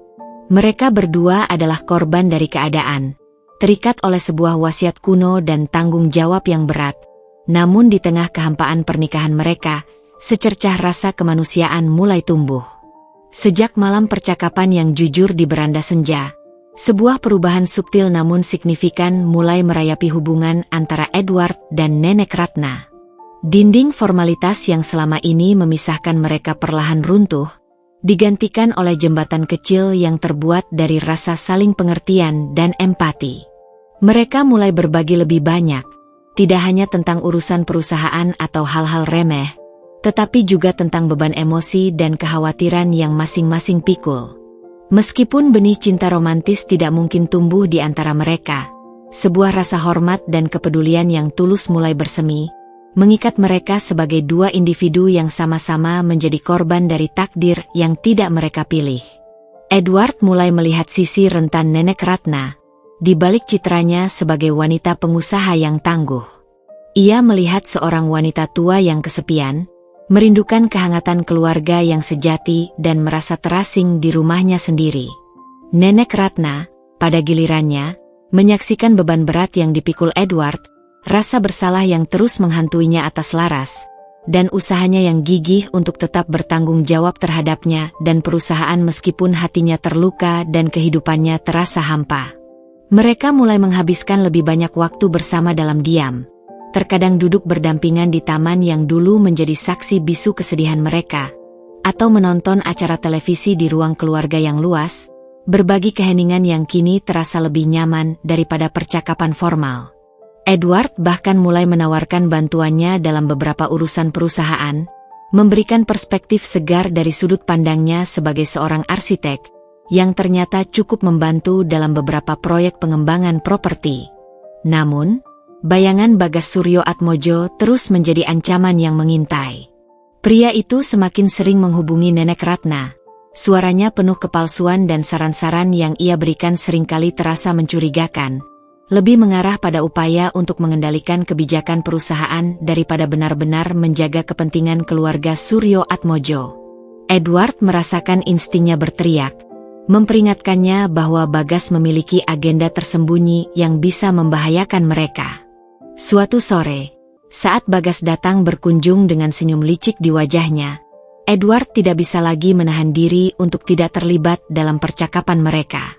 Bagas dengan nada meremehkan menyarankan beberapa perubahan dalam struktur manajemen perusahaan, dengan alasan efisiensi dan modernisasi, namun Edward melihat jelas bahwa perubahan itu akan melemahkan posisi Nenek Ratna dan membuka celah bagi Bagas untuk mengambil alih kekuasaan. Saya rasa kita perlu mempertimbangkan kembali saran Tuan Bagas, Edward, kata Nenek Ratna setelah Bagas pergi dengan janji akan kembali lagi. Raut wajahnya menunjukkan kekhawatiran yang mendalam. Nek, saya tidak percaya pada pria itu, jawab Edward tegas, matanya menatap lurus pada Nenek Ratna. Saya merasakan ada yang tidak beres dengannya. Kita harus sangat berhati-hati dengan setiap langkah yang kita ambil. Nenek Ratna menghela napas panjang, kerutan di dahinya semakin dalam. Nenek juga merasakan hal yang sama. Edward, ada aura licik di sekitarnya. Tapi kita terikat oleh wasiat itu, dan keluarga Suryoatmojo memiliki hak untuk mengawasi jalannya perusahaan. Mungkin ada cara untuk mencari tahu apa sebenarnya yang dia inginkan. Nek, kata Edward dengan nada berpikir keras.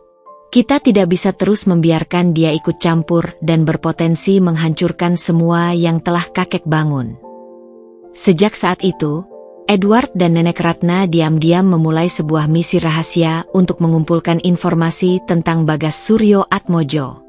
Edward menggunakan jaringan profesionalnya di dunia bisnis, menghubungi teman-teman dan kolega yang mungkin memiliki informasi tentang reputasi dan rekam jejak Bagas.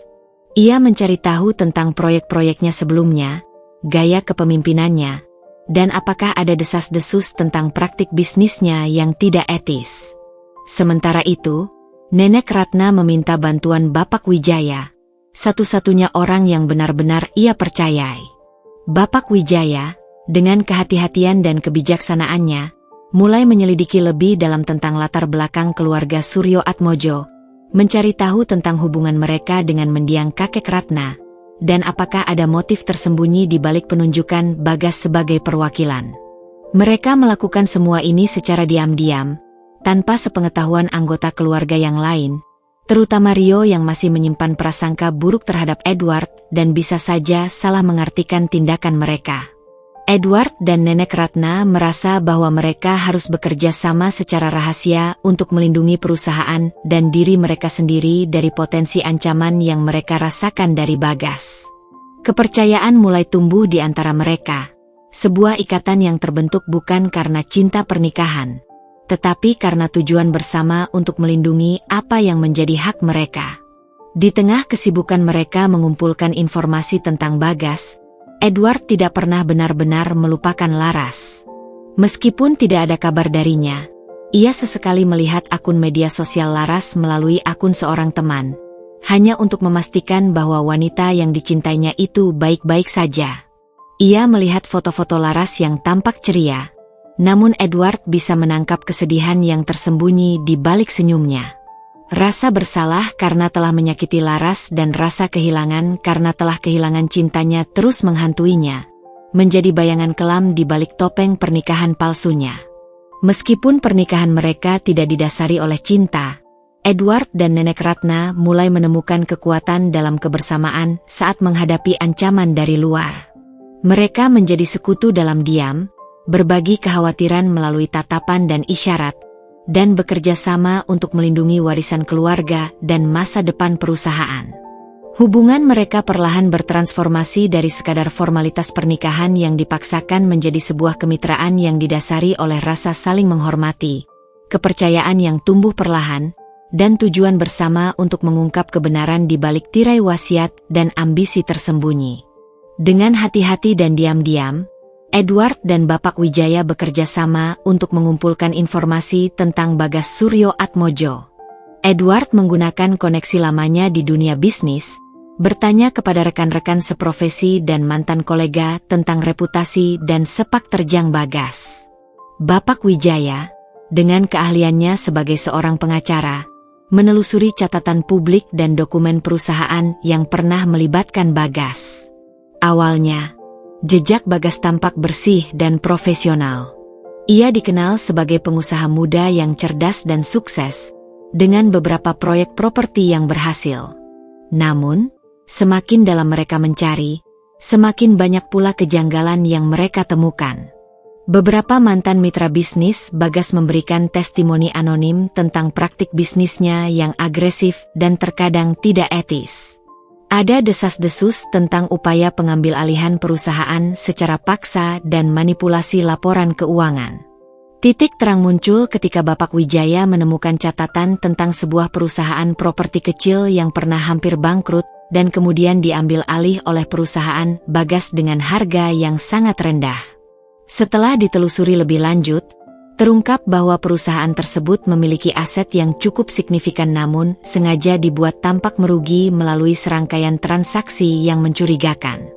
Edward dan Bapak Wijaya semakin yakin bahwa Bagas memiliki motif tersembunyi dalam keterlibatannya dengan pernikahan Nenek Ratna. Mereka menduga bahwa Bagas tidak hanya ingin memastikan wasiat terpenuhi, tetapi juga berencana untuk memanfaatkan situasi rentan perusahaan Nenek Ratna untuk kepentingannya sendiri. Sementara itu, Edward juga mencoba mencari informasi tentang hubungan keluarga Suryoatmojo dengan mendiang kakek Ratna. Ia menemukan catatan lama yang menunjukkan bahwa ada persaingan bisnis yang cukup sengit di antara mereka di masa lalu. Mungkinkah Bagas memiliki dendam keluarga atau ingin meneruskan persaingan tersebut dengan cara yang licik? Edward dan Nenek Ratna semakin sering bertemu di ruang kerja pada malam hari, membahas temuan-temuan mereka. Nenek Ratna tampak semakin khawatir dan marah dengan potensi pengkhianatan ini. "Kita tidak bisa membiarkan pria itu memanfaatkan kita, Edward," kata Nenek Ratna dengan nada tegas. "Kita harus melakukan sesuatu. Kita perlu bukti yang kuat sebelum bertindak, Nek," jawab Edward. "Bagas pasti sudah memperhitungkan semuanya dengan matang. Kita harus selangkah lebih maju darinya." Edward kemudian teringat akan percakapannya dengan Bagas tentang perjanjian pranikah. Ia merasa ada sesuatu yang aneh dengan draft perjanjian itu. Bersama Bapak Wijaya, mereka mempelajari kembali dokumen tersebut dengan seksama. Mereka menemukan beberapa pasal yang ambigu dan berpotensi merugikan Nenek Ratna di masa depan, terutama terkait dengan hak atas aset perusahaan setelah pernikahan. "Ini dia, Nek," kata Edward, menunjuk salah satu pasal dalam perjanjian. Pasal ini memungkinkan Bagas untuk memiliki kendali lebih besar atas aset perusahaan jika terjadi sesuatu pada Nenek. Nenek Ratna terkejut. Ia tidak menyangka Bagas akan bertindak sejauh ini. Pria itu, dia benar-benar licik. Dengan bukti-bukti yang semakin menguatkan kecurigaan mereka, Edward dan Nenek Ratna mulai menyusun rencana. Mereka tahu bahwa mereka harus bertindak hati-hati dan tidak terburu-buru. Bagas pasti mengawasi mereka, dan mereka tidak ingin rencana mereka terbongkar sebelum waktunya. Di tengah kesibukan mereka mengumpulkan bukti dan menyusun rencana, Edward secara tidak sengaja menemukan sebuah akun media sosial pribadi milik Laras yang selama ini tersembunyi. Di sana, ia melihat foto-foto Laras yang tampak bahagia bersama teman-temannya. Namun ada satu unggahan yang menarik perhatiannya. Sebuah foto pemandangan pantai dengan keterangan yang singkat namun menyayat hati. Mencari kedamaian di tempat yang jauh. Edward merasa hatinya mencelos. Ia merindukan Laras lebih dari sebelumnya dan berharap suatu hari nanti ia bisa menjelaskan semuanya. Namun, untuk saat ini, fokus Edward dan Nenek Ratna adalah mengungkap kebenaran tentang Bagas dan melindungi masa depan perusahaan serta diri mereka sendiri. Mereka tahu bahwa mereka harus bekerja sama sebagai tim, meskipun hubungan mereka berawal dari keterpaksaan. Kebersamaan dalam menghadapi ancaman eksternal telah menumbuhkan rasa saling percaya dan tekad untuk melawan. Dengan bukti-bukti yang mereka kumpulkan, Edward dan Nenek Ratna merasa memiliki sedikit keunggulan. Mereka tahu bahwa Bagas licik dan akan berusaha menyangkal semua tuduhan. Jadi mereka harus memiliki rencana yang matang untuk mengungkap kedoknya di depan semua orang, terutama keluarga Suryo Atmojo dan keluarga besar Nenek Ratna. Langkah pertama mereka adalah melibatkan Bapak Wijaya sepenuhnya dalam rencana ini. Sebagai pengacara keluarga, Bapak Wijaya memiliki wewenang dan kredibilitas untuk menyampaikan informasi yang sensitif. Mereka bertiga bertemu secara rahasia untuk menyusun strategi. Kita tidak bisa langsung menuduh tanpa bukti yang tak terbantahkan, kata Bapak Wijaya dengan nada serius. Bagas akan menggunakan segala cara untuk membela diri. Kita perlu menjebaknya. Edward mengusulkan untuk mengadakan pertemuan keluarga besar dengan alasan membahas perkembangan perusahaan pasca pernikahan. Mereka akan mengundang perwakilan keluarga Suryo Atmojo, termasuk Bagas, serta semua anggota keluarga Nenek Ratna. Di pertemuan itu, mereka akan mengungkapkan temuan mereka secara terbuka. Kita perlu membuat Bagas merasa aman dan percaya diri, kata Edward. Kita akan bersikap biasa saja sampai saat yang tepat tiba. Nenek Ratna setuju dengan rencana tersebut. Ia merasa inilah saatnya untuk mengambil kembali kendali atas hidupnya dan perusahaannya. Ia tidak akan membiarkan seorang pria licik seperti Bagas menghancurkan warisan suaminya dan memanfaatkan kebaikannya. Undangan untuk pertemuan keluarga segera disebar. Bagas, yang merasa pernikahannya dengan Nenek Ratna berjalan sesuai rencananya, menerima undangan tersebut dengan senang hati. Ia tidak menyadari bahwa Edward dan Nenek Ratna sedang mempersiapkan kejutan untuknya. Beberapa hari menjelang pertemuan, Edward dan Bapak Wijaya bekerja keras menyiapkan presentasi yang akan mereka sampaikan. Mereka mengumpulkan semua bukti yang mereka miliki, termasuk catatan transaksi mencurigakan perusahaan Bagas, testimoni dari mantan mitra bisnisnya, dan pasal-pasal ambigu dalam draft perjanjian pranikah. Saat hari pertemuan tiba, suasana di ruang keluarga besar Nenek Ratna terasa tegang namun terkendali. Semua anggota keluarga hadir, termasuk Rio yang tampak bingung dengan diadakannya pertemuan mendadak ini. Bagas datang dengan senyum percaya diri, didampingi oleh seorang pengacara yang ia bawa sebagai penasihat hukum keluarga Suryo Atmojo. Nenek Ratna membuka pertemuan dengan menyampaikan terima kasih atas dukungan keluarga terhadap pernikahannya dan Edward. Kemudian, ia menyerahkan pembicaraan kepada Edward. Edward memulai presentasinya dengan membahas kondisi perusahaan pasca pernikahan, mencoba membangun suasana yang netral. Namun, perlahan ia mulai mengarah pada kejanggalan yang ia temukan terkait dengan keterlibatan keluarga Suryo Atmojo, khususnya Bagas. Seperti yang kita ketahui, wasiat mendiang kakek Suryo Atmojo menjadi dasar pernikahan ini, kata Edward, menatap Bagas dengan tatapan tajam. Namun, ada beberapa hal yang membuat saya merasa perlu untuk berbagi informasi yang saya temukan. Edward kemudian memaparkan bukti-bukti yang telah ia kumpulkan, dibantu oleh Bapak Wijaya yang menjelaskan dari sudut pandang hukum. Mereka menunjukkan catatan transaksi mencurigakan perusahaan Bagas, testimoni tentang praktik bisnisnya yang tidak etis, dan pasal-pasal ambigu dalam perjanjian pranikah yang akan menguntungkan Bagas secara tidak wajar. Awalnya, Bagas mencoba menyangkal semua tuduhan dengan senyum sinis dan argumen-argumen yang dibuat-buat. Namun, semakin banyak bukti yang terungkap, semakin pucat wajahnya dan semakin gelisah pengacara di sampingnya. Puncak dari presentasi mereka adalah ketika Bapak Wijaya mengungkapkan tentang persaingan bisnis sengit di masa lalu antara keluarga Suryo Atmojo dan mendiang suami Nenek Ratna. Hal ini menimbulkan spekulasi bahwa Bagas mungkin memiliki motif tersembunyi untuk membalas dendam atau mengambil alih bisnis keluarga Nenek Ratna. Suasana di ruangan itu menjadi sangat tegang. Keluarga Nenek Ratna tampak terkejut dan marah dengan apa yang mereka dengar. Perwakilan keluarga Suryo Atmojo yang hadir juga tampak bingung dan tidak percaya dengan tuduhan yang dilayangkan kepada Bagas. "Ini semua fitnah," seru Bagas akhirnya, mencoba mempertahankan citranya. Edward dan Nyonya Ratna hanya mencoba mencari alasan untuk membatalkan pernikahan ini. Namun, Edward telah mempersiapkan diri untuk serangan ini. Ia kemudian menunjukkan bukti digital berupa email dan pesan singkat antara Bagas dan beberapa orang kepercayaannya yang secara jelas menunjukkan rencananya untuk memanfaatkan pernikahan ini demi keuntungan pribadinya.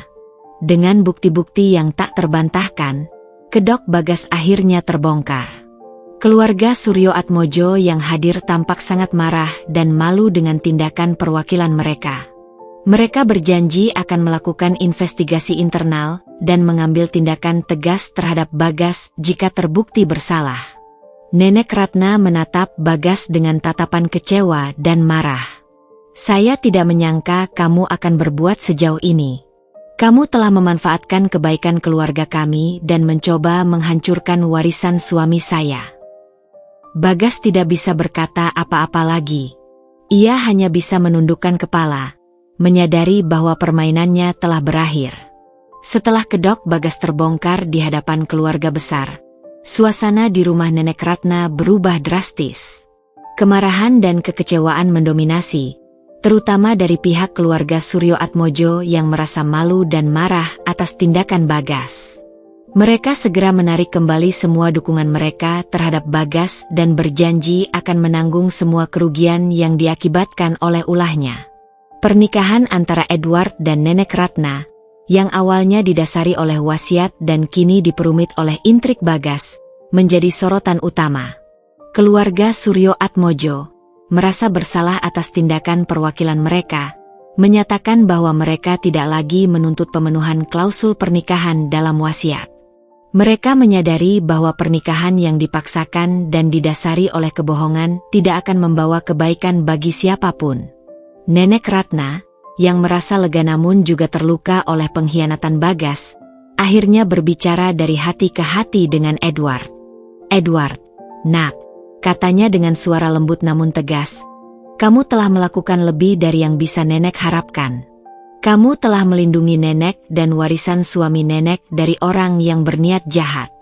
Nenek tidak bisa lagi membiarkanmu terikat dalam pernikahan yang tidak kamu inginkan ini." Edward menatap Nenek Ratna dengan rasa haru. Ia melihat ketulusan dan kelegaan di mata wanita itu. "Nek, saya melakukan apa yang benar. Saya tidak pernah menginginkan pernikahan ini, dan saya tahu nenek juga tidak." Dengan dukungan penuh dari keluarga, Nenek Ratna dan Edward memutuskan untuk mengakhiri pernikahan mereka secara baik-baik. Proses perceraian berjalan lancar tanpa adanya tuntutan atau perselisihan. Meskipun tidak ada cinta romantis di antara mereka, rasa saling menghormati dan persahabatan telah tumbuh selama masa sulit ini. Setelah resmi bercerai, Edward merasakan beban berat terangkat dari pundaknya. Ia bebas, namun kebebasan itu terasa pahit karena ia masih merindukan Laras. Ia mencoba menghubungi Laras lagi, kali ini dengan harapan yang lebih besar. Ia mengirim pesan panjang yang menjelaskan semua yang terjadi, tentang wasiat, pernikahan yang terpaksa, dan intrik Bagas yang akhirnya terbongkar. Ia mengungkapkan betapa ia menyesal telah menyakitinya dan betapa ia masih mencintainya. Beberapa hari kemudian, Edward menerima balasan dari Laras. Pesan itu singkat namun penuh emosi. Laras mengatakan bahwa ia membutuhkan waktu untuk mencerna semua yang terjadi. Ia terluka dan kecewa, namun ia menghargai kejujuran Edward. Ia bersedia bertemu, namun ia tidak bisa menjanjikan apapun tentang masa depan hubungan mereka. Edward merasa secercah harapan kembali menyala di hatinya. Ia tahu ia harus berjuang untuk mendapatkan kembali kepercayaan Laras. Sementara itu, Nenek Ratna mulai menata kembali hidupnya. Ia mengambil alih kendali penuh atas perusahaannya dan dengan bantuan Edward, mulai melakukan restrukturisasi dan memulihkan kembali kepercayaan para investor. Ia juga mulai membangun kembali hubungannya dengan anggota keluarga yang sempat renggang akibat pernikahan yang dipaksakan ini. Bagas Suryoatmojo harus menghadapi konsekuensi dari perbuatannya. Keluarga Suryoatmojo mencabut semua haknya dan melaporkannya ke pihak berwajib atas dugaan penipuan dan percobaan penggelapan. Reputasinya di dunia bisnis hancur, dan ia harus menghadapi proses hukum yang panjang. Meskipun badai telah berlalu, Edward dan Nenek Ratna masih merasakan bekasnya. Edward masih merindukan Laras dan berusaha untuk mendapatkan maafnya. Nenek Ratna masih berjuang untuk memulihkan perusahaannya dan kepercayaan keluarganya. Namun, di tengah semua itu, tumbuh rasa saling menghargai dan persahabatan yang tidak terduga di antara mereka. Mereka berdua telah melewati masa sulit bersama dan keluar sebagai individu yang lebih kuat dan bijaksana. Beberapa minggu setelah perceraiannya dengan Nenek Ratna, Edward akhirnya bertemu dengan Laras. Pertemuan itu terjadi di kafe senja, tempat yang menyimpan banyak kenangan indah bagi mereka berdua namun kini terasa canggung dan penuh keraguan. Laras datang dengan wajah yang tampak lebih tirus dan mata yang menyimpan kesedihan. Suasana di antara mereka terasa kaku, dipenuhi oleh kata-kata yang tidak terucap dan luka yang belum sepenuhnya mengering. Edward memulai percakapan dengan hati-hati, mengulang kembali penyesalannya dan menjelaskan sekali lagi semua yang terjadi. Ia tidak menyalahkan Laras atas reaksinya dan mengakui bahwa ia telah membuat kesalahan besar. Ia menceritakan tentang tekanan yang ia rasakan, tentang rasa baktinya kepada Nenek Ratna, dan tentang intrik Bagas yang baru terungkap. Laras mendengarkan dengan seksama, sesekali menghela napas panjang atau mengalihkan pandangannya. Ia tidak menyela, namun ekspresinya menunjukkan bahwa ia masih terluka dan sulit untuk mempercayai semua yang telah terjadi. "Aku mengerti semua yang kamu katakan, Mas," kata Laras akhirnya dengan suara pelan. "Tapi itu tidak mengubah fakta bahwa kamu menikah dengan wanita lain. Itu bukan sesuatu yang mudah untuk aku terima." Edward menunduk, merasakan kembali rasa bersalah yang menghimpitnya. "Aku tahu, sayang. Aku tidak mengharapkan kamu langsung memaafkanku. Aku hanya ingin kamu tahu bahwa aku tidak pernah berhenti mencintaimu. Pernikahan itu hanya formalitas, cara untuk menyelamatkan nenek dan perusahaannya dari kehancuran." "Tapi kenapa harus menikah, Mas?" tanya Laras dengan nada lirih. "Kenapa tidak ada cara lain? Aku merasa kamu tidak cukup berjuang untuk kita." "Aku sudah mencoba semua cara, Laras. Percayalah. Tapi wasiat itu sangat mengikat. Dan Bagas, dia membuat semuanya semakin rumit. Aku merasa terpojok dan tidak punya pilihan lain saat itu." Mereka berdua terdiam sejenak, larut dalam pikiran masing-masing. Edward bisa merasakan jarak yang tercipta di antara mereka, sebuah jurang yang disebabkan oleh keputusannya. "Aku membutuhkan waktu, Mas," kata Laras akhirnya. "Aku tidak tahu apakah aku bisa melupakan semua ini dan kembali seperti dulu lagi. Hatiku masih sakit."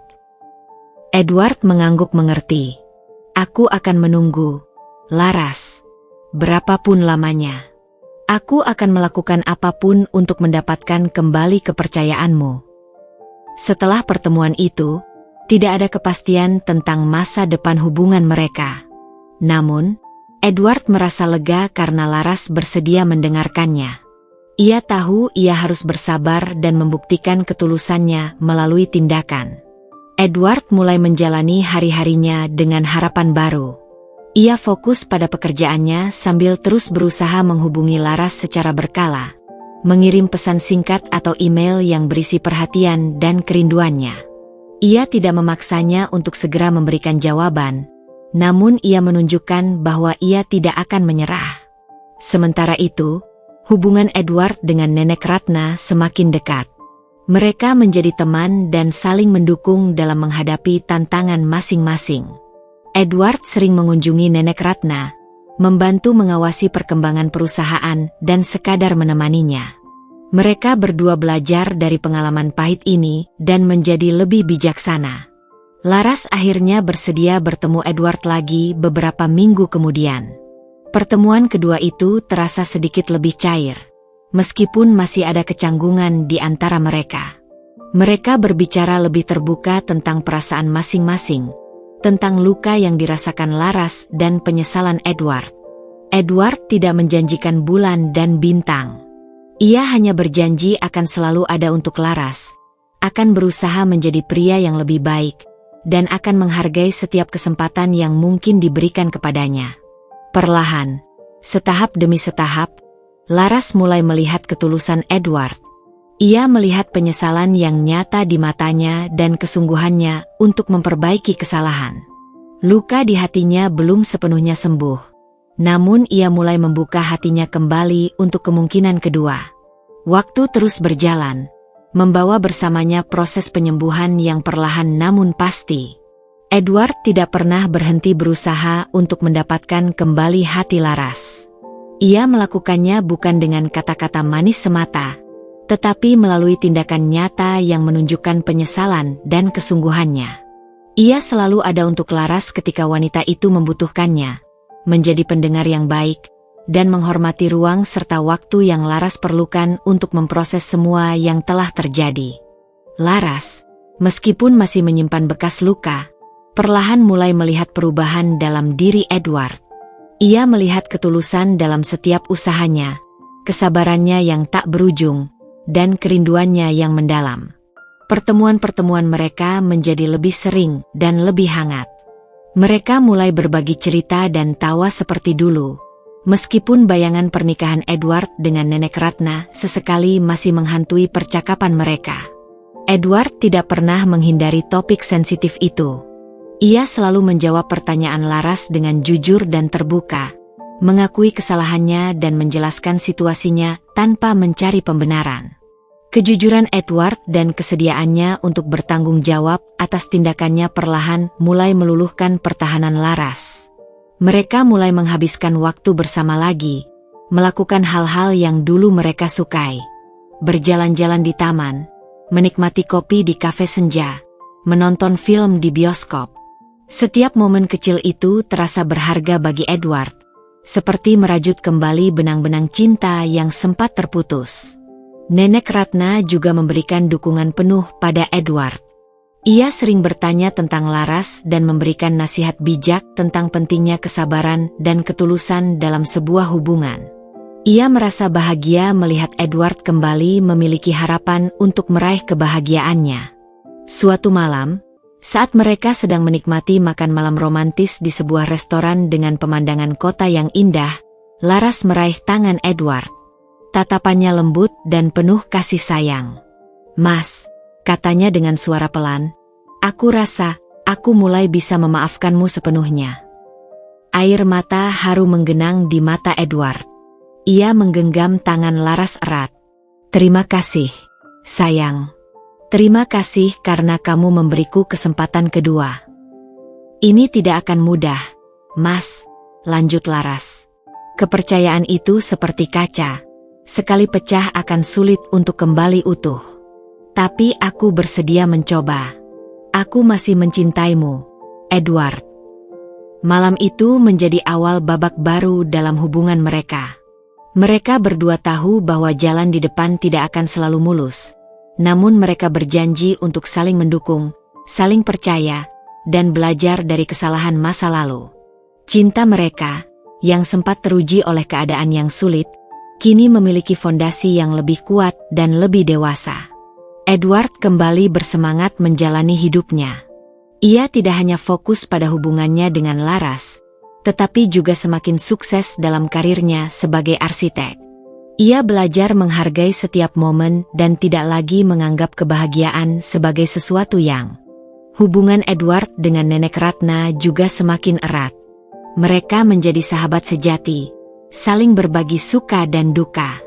Edward sering mengunjungi Nenek Ratna, dan mereka berdua mengenang masa-masa sulit yang telah mereka lewati dengan rasa syukur karena telah menemukan jalan keluar dan kedamaian. Perlahan, luka di hati Laras mulai sembuh. Ia belajar untuk mempercayai Edward lagi, melihat kesungguhannya dan perubahan positif dalam dirinya. Cinta mereka bersemi kembali, lebih kuat dan lebih dalam dari sebelumnya. Mereka mulai merencanakan masa depan bersama, membangun kembali impian-impian yang sempat tertunda. Waktu bagaikan sungai yang terus mengalir, membawa bersamanya pelajaran hidup dan menyembuhkan luka-luka masa lalu.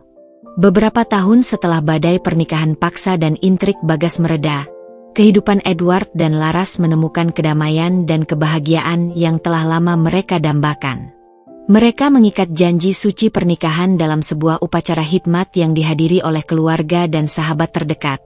Sebuah perayaan cinta yang tulus dan sederhana, jauh dari kemewahan pernikahan yang pernah direncanakan namun urung terjadi.